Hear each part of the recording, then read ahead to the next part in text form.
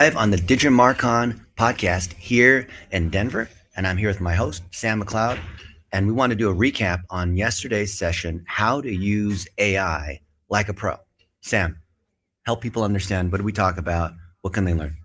What we talked about yesterday was the multiple features within specifically OpenAI. ChatGPT is the main one that a lot of people use, and there's Perplexity, another one. So we just focused on OpenAI. We talked about agent mode. Agent mode is where you can get the AI platform to open a separate browser within AI, within ChatGPT, and it can do functions for you. It can log into Facebook for you. It can post on Facebook for you. It can look at, maybe don't give it your QuickBooks, but it can look at your CRMs. It can run all that stuff for you while you do other work. It runs on the back end. So it's optimizing what you're doing where you can focus on other tasks. Crazy thing is, all of us, we use ChatGPT all the time. We think we know it. But when we activated agent mode, the whole room was like, wow. And people were talking to each other because they were watching it work on the browser as it logged into a website and started making changes, rearranged a YouTube channel, organized things inside a CRM. And we had 6 or 7 of these windows that were open as it was just, we were watching it do stuff and talking to it. And I was sort of a jerk, like, no, you didn't finish it, or why didn't you get that done, or make sure you do this and that, or the blog post you made doesn't honor our article guidelines. Right. Here's some changes. What were some of the people saying about that? They were amazed. They had never seen anything like that. What we did was also just a lot different than other people that presented there. We didn't have any presentation. We just showed up and plugged in the computer. Did all of it live. So we had multiple screens going, multiple agents going live, showing them how you actually do it. And they were blown away by how effective it was, really, how much it could get done. It was just showing them how to manage them. That's all it is. Yeah. It was really cool. Because at conferences like this, people are just AI this and AI that. Like every session here is AI. And people are feeling like they're behind. They can't keep up. It's going to eliminate their jobs. Right. And a lot of these other presenters, it's not like they're bad people, but they're just reading PowerPoint slides. Yeah. And it could have been the same slides from last year, Digimarcon last year, and it's not. It's not. It's all new people, so you never know. What we've been doing is actual implementation, and I just love that, because we'll pull people from the audience and look at their data and be able to say, hey, here's all these credible items about you. Yeah. Here's what Google has to say about you in the knowledge graph, not just Googling your name. And it's so cool having engineers like me and Sam, not salespeople in the used car showroom, but engineers who actually can get under the hood, and do the thing. Yeah. And I introduced Sam as my co-founder for Local Service Spotlight, and he's building this stuff out for home service businesses, for other kinds of local businesses. It could be like chiropractors and whatnot, because these guys, which might include you, have a great reputation. Well, we're assuming you're someone who does great work. You care about your reputation. You care about the reviews and all that. But that just hasn't been reflected into ranking in Google or being recommended in ChatGPT. So Sam, how does the non-technical person understand what this means, this whole like rank in AI, rank in SEO thing, if you're a local service business and you need to do something about that? Yeah, the best way, let's take, for example, Suzanne Coriel from yesterday. Yeah. This is a lady in the conference, and she was a great volunteer. We just Googled Suzanne Coriel, pull up her Google Knowledge panel. She actually had one. She had one. It just wasn't claimed. Yeah. And there was only one that showed up, even though she has a sister that's Suzanne Coriel, and there's other people. You have a great memory. Oh, thank you. That's crazy. Yeah. But yeah, we pulled up Suzanne Coriel, looked at her, the company that she works for. What was it? Digital Marketing Works. Yep. And they rank as well, but not on very many keywords. And so what we did is we broke it down for them to see, look, you have this business and you have your entity, who you are, 2 separate things. And all that we're going to do is we're going to make it so they work together so that Google knows you're someone with expertise, experience, authority, and they're someone that you can trust. So someone in the community, if someone, let's say, for example, you're a chiropractor, someone in Las Vegas, Nevada, Google's chiropractors Las Vegas, you're going to show up because you have your entity home, your personal brand website where they can go and look up everything about you. And that's also going to link to your company website.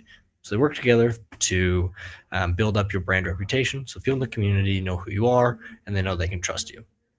So awesome. That's what I would say to disambiguate it. Yeah, exactly. So us as mechanics, we are looking under the hood and we're saying, so there's all this stuff about your business on your website.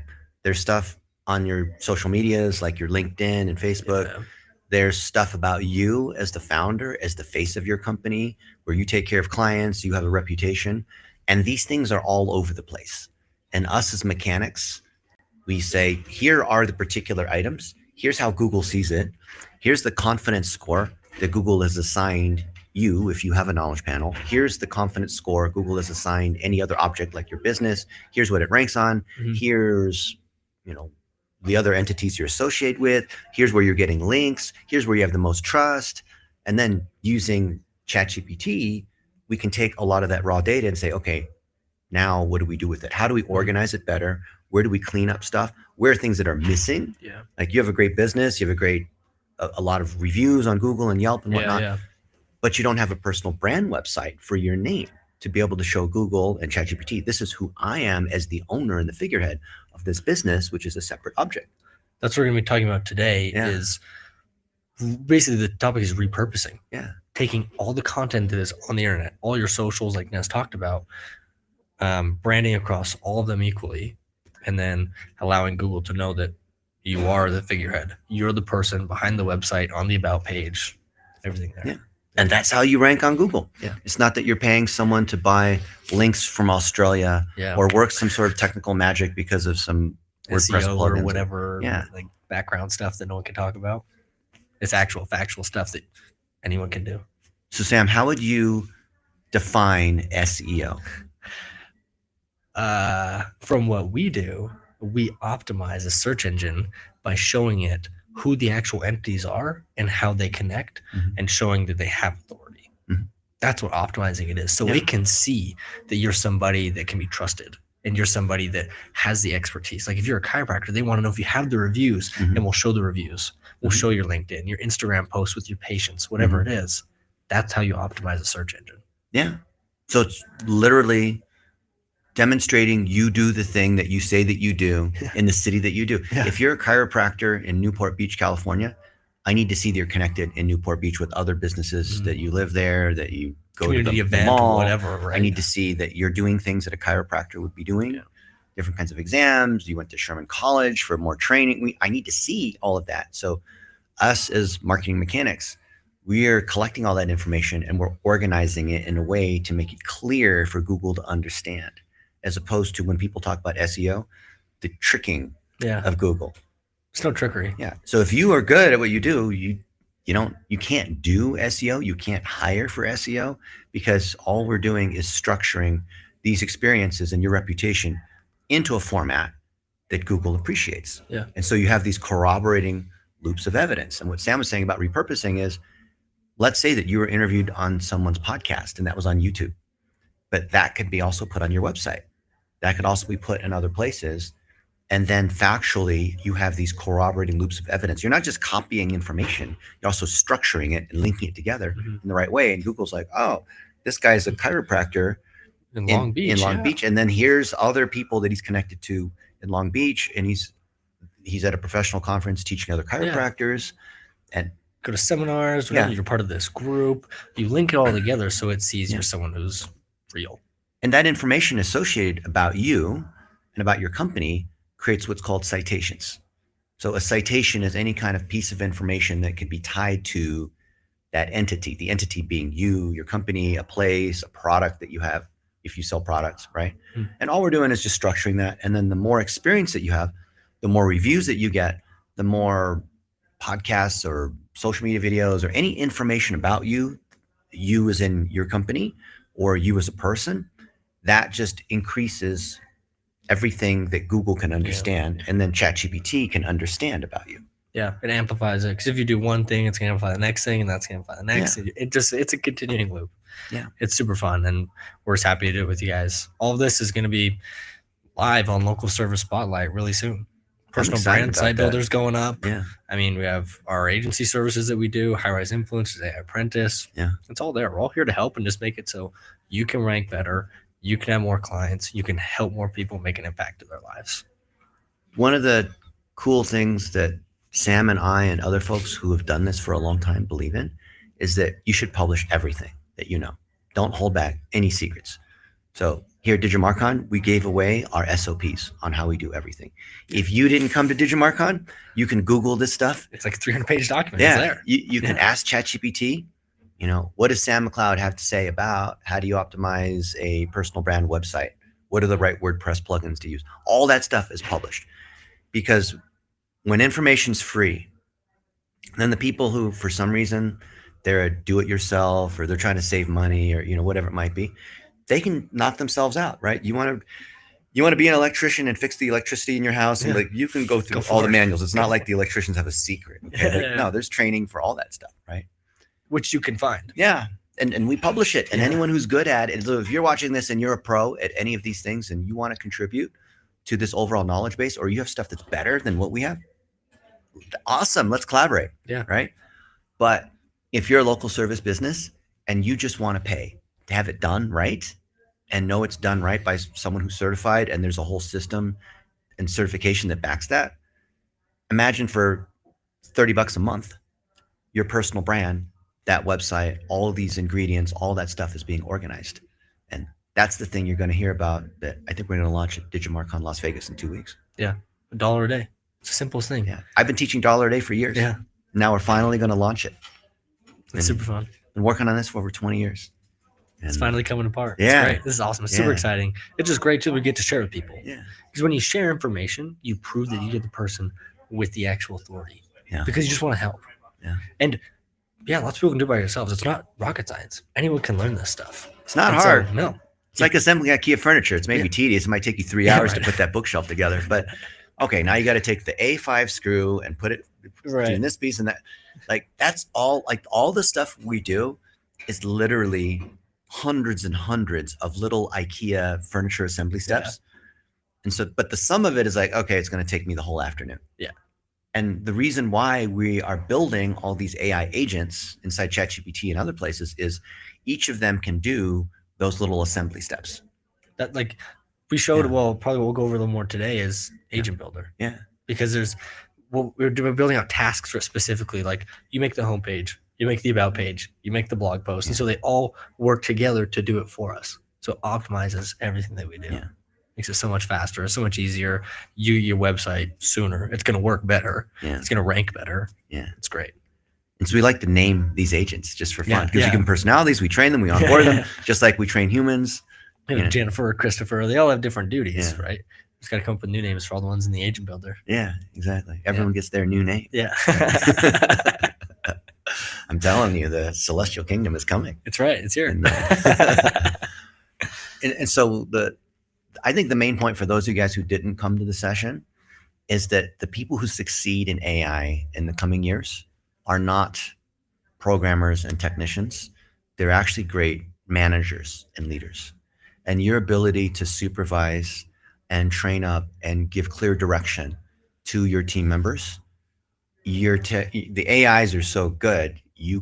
As you see, yesterday we're literally talking to the AI. It's doing stuff. We're giving it feedback. We're coaching it just like we're managing a whole team. And so it's cool now is we're in this weird teenager in between, like between youth and adulthood. Yeah.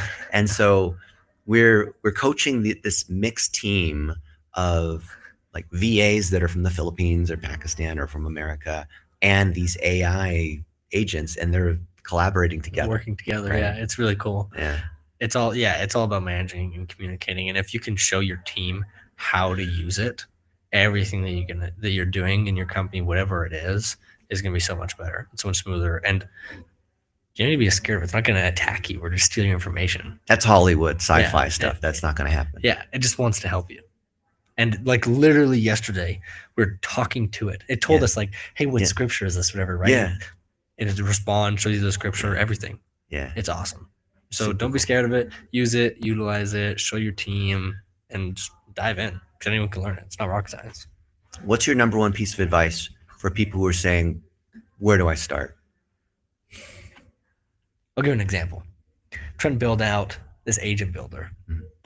So I asked ChatGPT how to build agents. Mhm. I asked the agent builder how to build agents. Mhm. So just ask it. Yeah. Whatever task you have, just ask it and talk to it. Typing's great, but it's not a search engine. So talk to it so you can listen to your tone, your ums, ahs, and what you're kind of thinking about, what you're trying to say. It understands that. Yeah. And so almost treat it like a $3 an hour VA, which it is. Right And now then- it's $3 now. Yeah, right. Yeah. And work with it slowly and also say please and thank you. It'll work harder if you say that. That's what I'd say. Just Yeah. ask it whatever task you have, see what it can do, and try and coach it along. If it's for a CRM, even if it's for an employee making a document for a meeting, Mhm. whatever it is, just coach it along just like you would anybody else, Mhm. and it'll do it for you. Yeah. And just create 10 of yourself. Yeah. As long as it's well documented. It's like the copy machine. This is like before you were born. But people like me we'd put like our hand in the copy machine and photocopy that, and then photocopy the photocopy. And then once you photocopy the photocopy like 10 times, it's this blurry thing. And so it's low fidelity because every time it just degrades. Right. And we think of ChatGPT as like a sidekick brain, sort of an extension of you. So to the degree that you can document your knowledge and your relationships, that is the determinant of how smart and how effective your agents can be. So what we do is record all of these working sessions, like through Zoom and whatnot. Every Zoom's recorded. Because that's just more, whatever you want to call that, all these assets and training and knowledge and experience to equip these VAs or agents. It's a VA. Yeah, they're VAs. I mean, they're not American or Filipino VAs. They're just AI VAs. Online, whatever. Yeah, I mean, we're all virtual, right? So same thing, right? We live in the cloud, all of us, right? We upload it to the cloud. The Borg, resistance is futile. But think about, what is it that you want to do? What are things that people say, like, what are the repetitive things that you do every day? Like, everyone has like half their time doing stuff that is not a good use of their time. I do more than half the time. Yeah. And for me, it's like 80%, right? So, all right, if you want to get that off your plate and it's repetitive, choose one. Don't try to document your whole life, but choose one thing. Maybe it's like, one of the things that I didn't like doing was looking at weekly status reports. Yeah. Well, guess what? You can, if you record Zoom calls, here's how all these reports come into this email folder or wherever it is, or into Basecamp or whatever system it can log in to get. Grab all of these, and here's how we evaluate the weekly status reports. Does it have this or that? Do we address certain things in a certain way? And we have an article explaining how to do that, which was written from a Zoom call where I expressed frustration about some people who didn't do it the right way. And then we turn it to an article. So now the AI can read the article and how I like to look at things.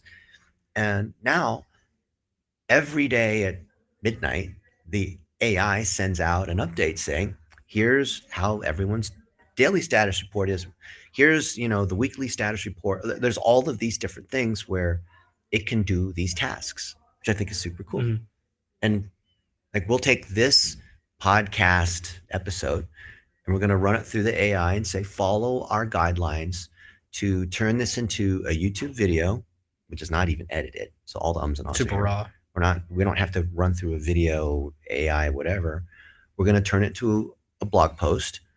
And because it has context on Sam as a co-founder in Local Service Spotlight, because it understands DigiMarcon as a conference, because it has these other, me, DennisU.com, it can build those links. It can reference other things that we have written about or talked about or made videos about and tie them all together. And the cool thing is, once you have this critical mass where we've created enough videos about how to do personal branding, how to build a WordPress website, what plugins to use, how do you repurpose content, how do you get a knowledge panel? Like we've got so much on that ChatGPT can see it, and your ChatGPT can see it too. Yeah. Because we wanted to make sure, this is the whole like SEO visibility kind of thing. So the more it has about us, the more it can connect together. And the more powerful our entity becomes, the higher our confidence score as assigned by Google and the knowledge graph tool, which we built. Yeah. Same thing for you.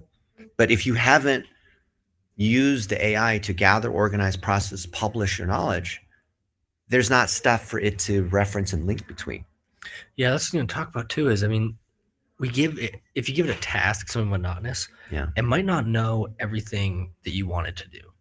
It's pulling from the cloud, whatever, Right. all the information, and it's just trying to figure out what you're trying to do. Like what I don't know, Suzanne Coriel in Denver, Colorado is trying to figure out whatever task she has, right? Yeah. So something you can do is you can build out GPTs for these tasks. If you build out a GPT, that's where I mean they're an agent in a way. You can name it whatever and give it a task that it can complete. Give it direct instructions, and it can fulfill these repeatable tasks as you have to do. Just like Dennis talked about, or like a weekly MAA, like a weekly report. You can have it fill those out. You can have it read them, give an analysis on them. But if you give it the exact instructions, it's going to be far more direct on what you want it to do. Yeah. And that's the next step for those of you guys that are just using ChatGPT, as most people do. How then do you move into custom GPTs and projects where you have different functional roles, different employees, if you will, team members, instead of just you're talking to the one AI? Well, if you have one AI that's trying to do everything and it doesn't have the training and it doesn't have roles and responsibilities, you're a terrible manager. That's not going to work at all. Yeah. Not at all. And so I would say start with a couple of monotonous tasks, one monotonous task even. Yeah. Get it to work really well, and then try another one. Try a project, build a GPT, use agent mode. Just start with one thing, and it'll grow and you'll learn. And then, who knows, in a couple of weeks or in a month or whatever, you're going to be learning it and using it really well. And same with your team. If you document it, everything that we're saying, document it all, repurpose it, put on your Facebook, Instagram, whatever. Or if you have a company group chat, whatever it is, so people can see how you do it. Yeah. And then you built 4 or 5 of these team members. And if you're like me, you start to favor a certain team member for more certain kinds of tasks. Not because, you don't want to play favorites as the boss.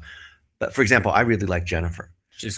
Jennifer's, she's learned how to grade articles. And I used to grade all of these article submissions. And I basically became like an English tutor. And I got really, it was annoying, okay? Because people would make the same mistakes. I'm like, no, make sure you have the right anchor text that's relevant to where you're linking to, and only link in this way, and make sure that you explain the task in this way, right? And I just got so tired of that, we created Jennifer. Yeah. Right. And everyone loves using Jennifer. And I think they prefer talking to Jennifer rather than me, because I guess I'm not as nice as Jennifer is. Yeah, Jennifer's very kind. Yeah. And you can, of course, change the temperature and tonality and stuff, which you just like with the human, you have to. If you want your angry boss to do whatever, you can make it do that. It's great. Yeah. And then as Jennifer gets smarter, we have a ChatGPT business plan with 20 or 30 people in there. And thus everyone on the team is able to use Jennifer. Now, if you're ChatGPT Plus or Pro, that's an individual plan. You can't share the team members that you're building. And there's nothing wrong where if you just want to, you're a solopreneur, it's just you in the business, and you have your 4 or 5 team members and they work only for you when no one else can talk to them except you, that's totally fine. Yeah. But if you want to scale things to other people, your local service business, and you know the growth comes from creating opportunities for other people, then you want to be able to share your knowledge and whatnot with other people that can then also work with Jennifer and Ethan and whatnot. Yeah, the business plan is so much better too, because if you're all repurposing your content, sharing your content, using it, it's gonna be the tasks that you're doing and the order that you do them in are gonna be brought to the surface faster by ChatGPT. Yeah, create like a mini cloud almost. Yeah, these cloud of agents, cloud of witnesses. Yeah. Working with folks like Sam is so cool, because when you are a hands-on practitioner as a mechanic, you can tell when someone knows what they're talking about and they're speaking from experience. And I want to work only with people who roll up their sleeves and are doing this day in and day out. And I encourage you to also, there's a lot of people that want to give their advice. We were at the pool last night and some guy wanted to go on and on about whatever he thought. I didn't even know what he was saying. I had no idea what he was saying. Yeah, he was just talking. Whatever. But he'd love to give his advice on how marketing should be done and whatnot. I'm like, I'm happy to listen, but you have no credibility, bro. Right? You've never done it, but you have a big opinion about AI and all. Okay, that's awesome, right? That's cool. I'll be polite. But you're going to see, if you haven't already, this flood of all these people giving their advice. And a lot of these people are very confident. They're very fervent. It's not like they're trying to lie to you, but they don't know what they're talking about. And they have no malintent. It's just right. Everyone's got an opinion. Yeah. I saw a post by Michael Stelzner this morning on Facebook. Michael Stelzner is the founder of Social Media Marketing World. Mhm. He is the guy for social media marketing. He's got the biggest conference, the biggest podcast, biggest community, biggest membership subscription group, biggest Facebook group, millions of people. And he said that he doesn't trust the majority of people who are giving their opinion on AI because you need to look at their intent. And he said, there's all these billionaire companies where they're pushing out their view of AI because they're trying to recoup their multi-billion-dollar investments in technology. Right. There are educational consultants who sell SEO and AI, whatever, and of course, they're trying to present it as SEO is confusing, so therefore you need to hire us, right? So you need to look at their intent. There are technology companies where they're going to frame it from the standpoint of you need to use our tool, right? And he said, you can listen to any of these people out there, but consider where their intent is, because that they don't even realize that flavors their, they get, what is Blindsided. it? Yeah, exactly. Tunnel vision on that. And so we have to think about that as well. Yeah. I think that's something that just proves, in a way, our intent is how much we share. Yeah. Everything. Like, if you want us to do it for you, we will do it for you. Yeah. $1 a day, that's what we do, right? Yeah. But if you don't, you just want to do it yourself, we put it all out there. Yeah. All of it.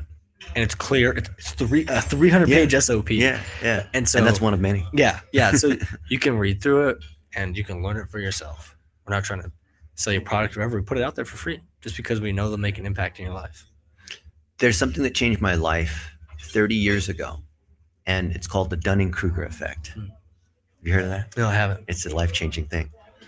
The Dunning-Kruger effect is people who are new to a field. They're new to tennis. They're new to using ChatGPT. And people who are new to something, they tend to have like this know-it-all, or maybe they have a little bit of beginner luck. But those people who don't have much experience in something tend to have this huge level of confidence. And then those people who are actual pros, they tend to be more humble. And the reason why you have this weird irony dichotomy is that the more you've studied, the more experience you have in doing something, the more you realize you don't know. Yeah. Like every time I learn one new thing, there's like five more new things that I don't realize. And then pretty soon I'm incredibly ignorant the more I've studied. And that's how I feel about anything now, right? So the antidote to Dunning-Kruger is, do you have the demonstrated personal experience in achieving the result? Like building a personal brand website for folks who are major players in the home service industries.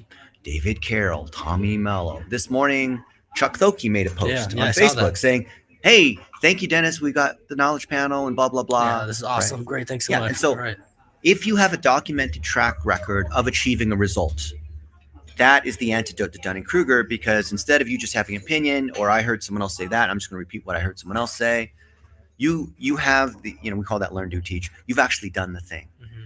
So if you've actually done the thing, you are properly equipped, qualified to train an agent to do that thing because you've done it. You can feed it your experiences. It can learn from that, and it can follow you like an apprentice would, which is why people in home services love the ethos of what we teach. Because you're a master plumber, you understand a plumber has to go through these apprentice stages and eventually journeyman and eventually become a master plumber themselves. So think about, how do we prevent this blindness or the things that you don't know that you don't know? What you do is you publish what you have and you see if other people can follow it. If other people can follow our GPTs, if other people can build personal brand websites for local service businesses and achieve the same results that we do, then they're qualified. Yeah. And then another level, which is how we keep ourselves accountable, is we take our training and SOPs and whatnot, and then we run it again back through ChatGPT saying, is there something here that we might be missing? How can we make this better? Yeah. How can we make this more efficient, more useful? Do I have a hidden bias here? Yeah. Yeah. Because otherwise, ChatGPT is just going to glaze you up, and they're going to say how amazing you are, and it's so good because it's going to try to match. That's where the tonality comes in. Yeah, exactly. Teaching it how you want it to talk, how do you want to respond. You can say, be honest. Do not sugarcoat. Yeah. And it won't. It will tell you the exact facts. But it'll still try to be nice. Yeah, it'll be nice. You have to say it in a certain way, because it'll say, okay, no sugarcoating. You're amazing, Sam. Yeah. Right? It'll do that to you. Yeah. But you have to do, I think that It's not just the magic abracadabra words to use. I believe that if you have the intent that you actually are willing to take critical feedback, then it somehow is able to determine that that's the case, right? Yeah, very true. Yeah, like if you're going to it with Yeah. an SOP and saying, "Where's my bias? Yeah. How can we change this? Yeah. What's something we could add or take away to make this 100% more efficient, or whatever it is?" It'll give you the feedback you need. Especially if you talk to it. Yeah, talking to it. That adds an extra level because when you communicate with someone, you can say, right, It's like texting versus being in person. Yeah, It's exactly. the exact same as being Like the texting. tone, right? You like someone says something like okay or okay or okay or Yeah. all the different ways you can say the same thing means same words, but it means different. Yeah. So think about that. It's your skill as a manager. How are you using ChatGPT? Your success is dependent upon how good of a manager you are, how clear your vision is. Without the vision, people will perish. And you have different team members that are also bought into your vision. And you want to make impact. What is the impact you want to make? Have you made that public? Is it on your personal brand website? Is it on your Instagram, Facebook, and whatnot? The mission that you want to, I don't care if you're a plumber or an orthodontist or a roofer, you care about making an impact in the families that you serve and the team members that you have and make, because they're paying mortgages and all of them are depending upon your HVAC company to be able to grow and pay the bills for all of your people and whatnot. So if you publish that intent, then and you're clear about that, that's what's going to cause you to win in this ChatGPT, Gemini, Anthropic, Grok, whatever world. That's the thing that I've come to the conclusion of. I've talked to all these other people who are super successful, not just in technology but in business, and that's what they've told me. I think that's fascinating. Yeah, really neat. It's not some technical engineering. How well do you write JavaScript? Python. It's nothing code. about that. Yeah. How efficiently can you pull from the Google AdWords API? Like, it's not about that. That's not it. Yeah. And if we think about managing, and if ChatGPT and AI is about managing and communication, the better manager you are in the workplace, the better you're going to be at using these tools. Yeah. If you're a poor manager and a poor communicator, you're not even in the workplace, in your everyday relationships, Yeah. you're not going to use them the best. So if you can, and honestly, if you do this, if you learn how to communicate with this, your relationships in your workplace is probably going to be better too. Yeah. One thing I saw yesterday that gave me a clue that Sam's a good manager and why I'm a lousy manager. I'm a good leader, but I'm a lousy manager. He was having lunch yesterday, and you ever go to like a buffet and you have like 5 or 6 things on the plate? He was eating the green beans and finishing that before he moved to the salad, before he moved to the ribs, before he moved to the bowl of soup. He was like finishing one thing at a time. It's like a sector. You're like a surgeon. You're like dissecting each of the. And so I'm like, let me try the chicken. Oh, that's good. Let me try the ribs. Let me try the salad. Let me try the soup. And I'm that's how I'm tasting it. Like, oh no, I want to bite of the ribs, right? And it's not wrong or right. It's just how do you like to do it? But you can't be a good manager if you're like that, right? I guess. I don't know. But yeah, if you do one task, basically, because if you have, think about it like this, if you have 10 different agents working, you got to manage all of them. Yeah. So if you get one to do one step, go to the next, do another step, go to the next, do another step, come back, make sure it did it. If you're a good manager, what you're doing with ChatGPT, OpenAI, it's going to be awesome. You're going to love it, and your work's going to be so much better. I found my manager style, I'll say this as the last thing, is that and maybe you're like this too, I'm really good at initiating things. Here's a great idea, and I'll get it like half done. Yeah. So I'll have 10 things that are half done, like my plate of food at lunch yesterday, right? And so that's neither a strength nor a weakness, depending on how you use it, because then I have a bunch of things that are half finished. I can now give it to the agent to complete each of those items, or another team member to complete. And whether it's a human or non-human team member, if I'm a leader visionary and I'm coming up with these things in relationships and opportunities, then the balance to me, the yin yang, is the integrator, right? The operator, the project manager to do that. And someone who's a good project manager, I mean, this is the whole thing on how good are you at organizing teams, knowing what your strengths and weaknesses are. So if you have a management style, consider how does that translate into how you manage your agents. Yeah, super neat. If you can do that, if you can be a good manager, you can manage what you do in your personal life, even to that relates. Yeah. Then you're going to use these so much better. What you're working is going to be great. Amen. It can be confusing, but don't let it confuse you. Just focus on communicating with it, getting it to do simple tasks, and treating it like it's the $3 VA that it is, and it'll help you. It'll do the work, and you'll realize and you'll learn really fast about how well it will work for you. So if you've been watching this, you know that the people who are winning using ChatGPT, it's their philosophy as a manager, as a leader, their ability to translate their mission and vision into tactical steps that are executed by teammates that have particular roles and function. That's leadership and entrepreneurship. It doesn't matter what kind of business you have. Love to hear, what do you guys think about this? Any feedback you have for Sam or me, or anything where you think that we can make things better for everybody? Yeah, questions, suggestions. We'd love to hear it. We're here for it. Anything to help us improve is great. And if you want us to build your personal site, if you want us to show you how to do this stuff, we've all documented it. Amen. Final word, Sam? Final word is be open to learning. If you have an open mind, then you'll do well. That's I'm 51 and I feel like I'm 12 again. Yeah. It's fantastic. Yeah. Awesome, guys. Well, see you guys in the next episode. See ya. Time to go eat.